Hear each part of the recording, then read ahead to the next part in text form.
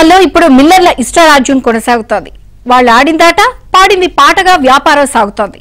పాలకుల ఉదాసీనతతో రైస్ మిల్లర్లు ఒక ఆట ఆడుకుంటున్నారు. వందల కోట్ల రూపాయల ధాన్యం దోచుకుని పక్కదారి పట్టిస్తున్నారు.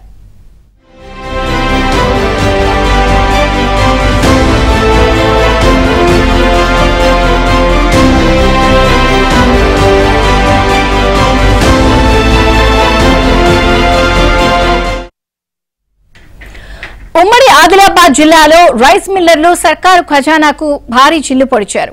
మిల్లింగ్ చేసి సర్కారుకు ఇవ్వాల్సిన బియ్యాన్ని దారి మళ్లించారు. నిర్మల్, మంచిర్యాల జిల్లాల్లో సుమారు 200 కోట్ల రూపాయల బియ్యాన్ని బయట అమ్మేసుకున్నారు. రికవరీ కోసం అధికారులు పెడుతున్న కేసులను మిల్లర్లు లైట్ గా తీసుకుంటున్నారు. కఠిన చర్యలు తీసుకోవాల్సిన అధికారుల తీరు కూడా అనేక అనుమానాలకు తావిస్తోంది.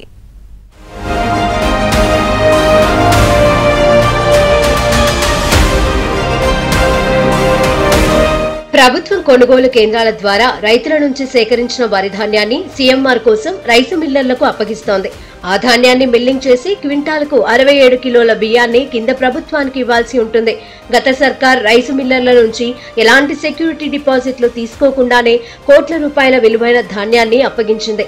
కొందరు మిల్లర్లు ఆ ధాన్యాన్ని అమ్ముకోగా మరికొందరు మిల్లింగ్ చేసి బియ్యాన్ని అమ్ముకున్నారు. ఇలా ఒక్కో మిల్లర్ సీఎంఆర్ ధాన్యాన్ని పక్కదారి పట్టించారు. కోట్ల రూపాయలలో అక్రమాలకు పాల్పడ్డారు. పైగా రేషన్ బియ్యాన్ని రీసైక్లింగ్ చేసి అరకొరగా సీఎంఆర్ డెలివరీ చేశారు. కొందరు అధికారులు మిల్లర్లతో ములాఖత్ కావడం, ప్రభుత్వం పదే పదే గడువు పొడిగించడం మిల్లర్లకు వరంగా మారింది.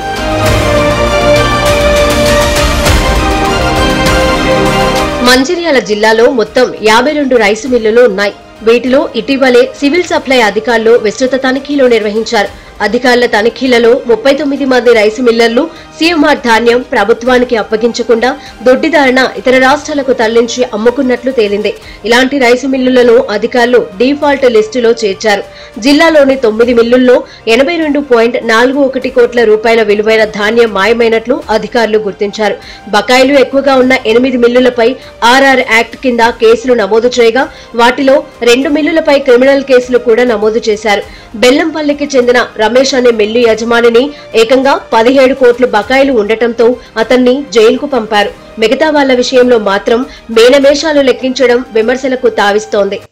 రైతుల దగ్గర వస్తున్న పంటని ప్రభుత్వం కానివ్వండి, సంబంధిత రైస్ మిల్లర్లు కానివ్వండి, తేమ పేరుతోని రైతుల దగ్గర ఏదైతే కేజీల కొద్ది వడ్లని కట్ చేసిన సందర్భం కనబడతా ఉంది.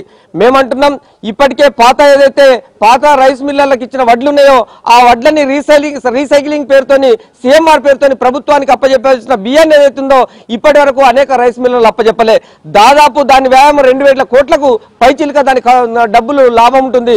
ఆ లాభాన్ని కూడా ప్రభుత్వానికి ఆ డబ్బులు అప్పచెప్పకుండా మళ్ళీ ఏదైతే బ్లాక్ లిస్ట్ లో ఉన్న రైస్ మిల్లర్లు ఉన్నారో ఆ రైస్ మిల్లర్లనే మళ్ళీ మీరు రైతుల దగ్గర వడ్లు తీసుకోమని రైతుల దగ్గర పంపిస్తున్న పరిస్థితి కనబడతా ఉంది. మేమంటున్నాం, ఇప్పటికే జిల్లాలో దాదాపు 39 రైస్ మిల్లర్లు ఉంటే తూతూ మాత్రంగా నామమాత్రంగా 1-2 రైస్ మిల్లర్ల మీద కేసులు పెట్టేసి మేము ఆపుతున్నాం చేస్తున్నామని ప్రభుత్వాలు పగడ్బాలు పలుకుతున్నాయి. సంబంధిత అధికారులు కూడా చూసి చూడనట్టుగా వ్యవహరిస్తా ఉన్నారు. దీనిపైన పర్యవేక్షణ చేయవలసిన ఎంఆర్ఓలు కానివ్వండి, ఎమ్మెల్యేస్ పార్టీలు కానివ్వండి, కలెక్టర్ కానివ్వండి, సంబంధిత రాజకీయ నాయకులు కానివ్వండి దీని మీద పర్యవేక్షణ చేయడంలో విఫలమవుతా ఉన్నారు. మేము ఎందుకు అంటున్నామంటే రైతన్నల దగ్గర తీసుకునే వడ్లున్నాయో ఆ వడ్లునే రీసైక్లింగ్ పేరుతోని ప్రభుత్వాన్ని వెంటనే అప్పచెప్పాలి. కానీ అప్పచెప్పడంలో ఇప్పటికీ రైస్ మిల్లులు చాలా విఫలమవుతున్న సందర్భం కనబడతా ఉంది. మంచిర్యాల జిల్లాలోని ముదిగుంట బీఎస్వై రైస్ మిల్లు 19 కోట్లు, లక్సెట్టిపేట, కొత్తూరు జై యోగేశ్వర ఇండస్ట్రీ 7 కోట్లు, Kundaram Annapurna agro modern rice mill 3 కోట్లు, రేచిని వాసవి మాత ఆగ్రో ఇండస్ట్రీ 4 కోట్లు, కోటపల్లి శ్రీ వెంకటరమణ ఆగ్రో ఇండస్ట్రీ 9 కోట్లు, Kalamadugu Sri Lakshmi Narasimha modern rice mill యాజమాన్యం 3 కోట్ల విలువైన ధాన్యాన్ని అమ్మి సొమ్ము చేసుకున్నాయి. ఇప్పటికే లక్ష్మీపూర్ మాతేశ్వరి ఆగ్రో ఇండస్ట్రీలో 7 కోట్లు, నర్సింగాపూర్ దుర్గా ఇండస్ట్రీస్ 10 కోట్ల విలువైన ధాన్యం గోల్మాల్పై ఆర్ఆర్ యాక్ట్ క్రిమినల్ కేసులు నమోదయ్యాయి. మిగతా మిల్లుల్లోనూ వెరిఫికేషన్ పూర్తయితే మరిన్ని అక్రమాలు బయటపడనున్నాయి. ఇక నిర్మల్ జిల్లాలో మొత్తం 76 రైస్ మిల్లులు ఉన్నాయి. 2022-23 ఆర్థిక సంవత్సరానికి సంబంధించి నిర్మల్ జిల్లాలో 107 కోట్ల విలువైన సీఎంఆర్ బియ్యం మాయమయ్యాయి. వీటిలో భైంసా మండలం డేగాంలో రాజరాజేశ్వరి రైస్ మిల్లులో 5,905 మెట్రిక్ టన్నుల సీఎంఆర్ రైసు ఇవ్వాల్సి ఉండగా ఇప్పటి వరకు 692 మెట్రిక్ టన్నుల రైసు మాత్రమే ఇచ్చారు. సారంగాపూర్ మండలం బీరవెల్లి గ్రామంలోని సాయి కృప రా రైస్ మిల్ 2,845 మెట్రిక్ టన్నుల రైసు ఇవ్వాల్సి ఉండగా 912 మెట్రిక్ టన్నులు మాత్రమే ఇచ్చింది.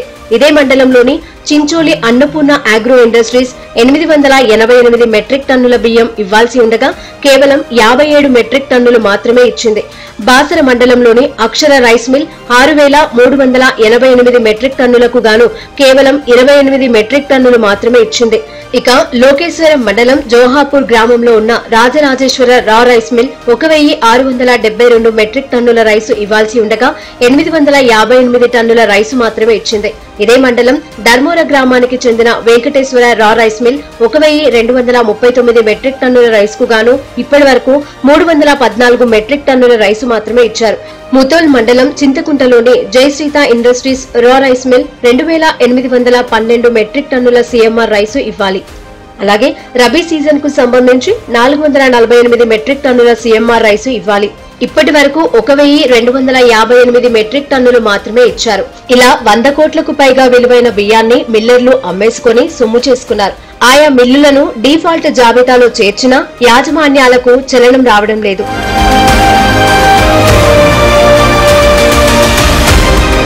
కొనుగోలు కేంద్రాల నుంచి రైసు మిల్లులకు పంపిన ధాన్యాన్ని మిల్లింగ్ చేయించి తిరిగి ప్రభుత్వ అవసరాలకు వినియోగించుకునే ప్రక్రియలో అధికారుల అలసత్వం ప్రదర్శిస్తూ ఉండటం మిల్లర్లకు వరంగా మారింది.